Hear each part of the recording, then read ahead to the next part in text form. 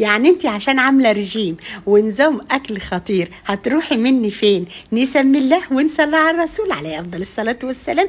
هيا بنا نطبخ مع حنان، ونص كوبايه ميه من الحنفيه، عليه كيس خميره فوريه، معلقه سكر يا سكر، معلقه خل، وقلبيهم، ونص معلقه ملح، وقلبيهم كلهم مع بعضهم، كله قلبيه. طيب معانا ايه دلوقتي؟ 4 معالق زيت، عايزهم زيت زيتون خير وبركه، ما عندك الزيت زيتون حطي الزيت اللي يريح. 3 معالق زبادي، ما فيش زبادي يا حنان يبقى ربع كوبايه او نص كوبايه حليب، بيطريها كده وبيديها طعم حلو قوي. قلبيها كلها ودوبيها كده مع بعضهم. طيب معانا ايه دلوقتي؟ معايا الدقيق الاسمر اللي هو الحبه الكامله، اللي هي حبه الغله اللي هي مطحونه بردتها بحل، ده صحيه. 4 كوبايات، 4 كوبايات على المقدار ده، حلو قوي. اعجنيهم بقى حلو قوي قوي، دوبيهم كده عشان يبقوا متماسك كده وحلو. اعجني هياخد معاكي 7-10 دقايق عجين. خلصيها وخليها ناعمه في ايدك، كلها زي الملبن كده، ومعلقه زيت. اهم حاجه تبقى العجينه ولا هي بتلزق ولا هي طريه قوي. تمام. بعد نص ساعه مش هتكمل، حلو قوي. هكورها، هقسمها على كورتين 2، هعمل بيهم فطيرتين 2 بس عسل، هيقعدوا معاكي لو هتحطهم في التلاجة يقعدوا معاكي اسبوع كمان. يلا بينا يلا بينا.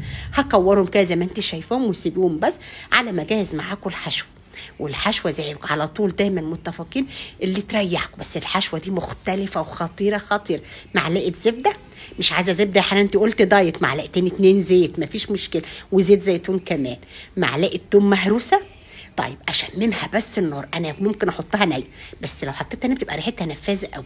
مجرد ما الزبده فكت نزلت بالثوم، بقلب بس انا بقلب، مش هتاخد لون. ريحتها بقى في الوقت ده يا وعد، شمين معايا الريحه، شمين الجمال. يلا سيبيها بقى تهدى خالص، مش هستخدمها وهي سخنه، سيبيها تبرد. ده ربع جبنه موتزاريلا، بجيبه سايب يا حبايبي من السوبر ماركت تحت بيت، انا ما بجيبش موتزاريلا مكيسه خالص، بجيب على قد الوصف. ده ربع على قد الفطيره اللي انا هعملها واحده، هضاعف بقى الكميه. معلقه زعتر، ممكن تحطي الزعتر في الثوم والثوم والزبده.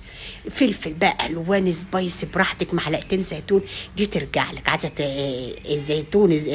الزيتون مقطع، عايزه تستغنى عن الزيتون مش موجود، مفيش اي مشكله، مش هتقول لك لا والله ابدا، ومش بتبان. حلاوه العجينه بتاعتنا والثوم مع الزبده هي بتغني.